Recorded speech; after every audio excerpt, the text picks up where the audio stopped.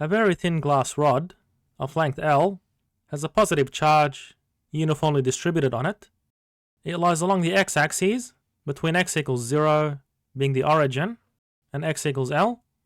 A point-like object with identical positive charge Q lies on the x-axis at the point x equals 3L, and the point P lies on the x-axis at a distance of 2L from the origin.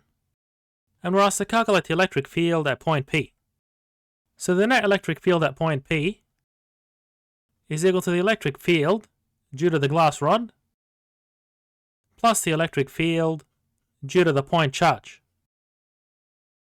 So we're going to obtain the electric field due to the glass rod by integration. So we have Coulomb's constant by the integral of the infinitesimal charge element dq on the squared distance from that charge element to the point P. So if we take the element as having a distance of x from the origin, then the distance to point P is 2L minus x, and the electric field is inversely proportional to the square of this distance. Now the differential charge can be written in terms of x as the linear charge density by dx. So we can replace this with lambda dx, and we sum up the contribution of these charge elements from x equals 0 to x equals L being the length of the rod.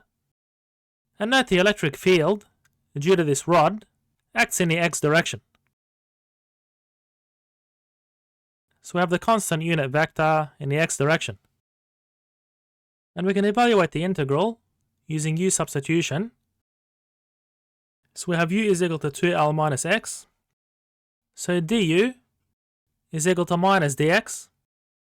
And therefore our electric field due to the rod is Coulomb's constant multiplied by the linear charge density, which is Q on L, because the charge is uniformly distributed, and the unit direction vector is constant, and integrating from x equals 0, so that means u is equal to 2L, to x equals L, so u is 2L minus L, and dx is minus du, and we integrate 1 on u squared.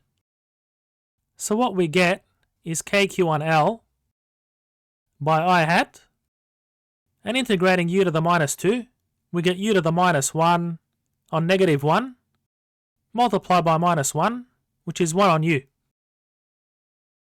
Evaluated at u equals 2L and L. So let's write the electric field due to the rod down here. So that will be kq on L by 1 on L minus 1 on 2L in the x direction.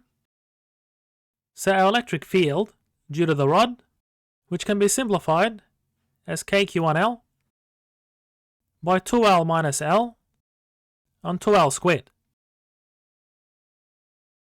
So the electric field due to the rod is 1/2 by kq on L squared.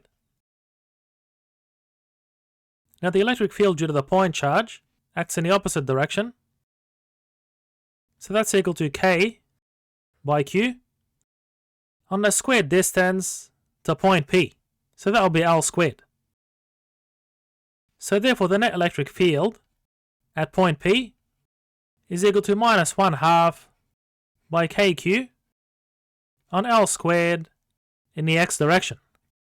So the net electric field points to the left along the x-axis.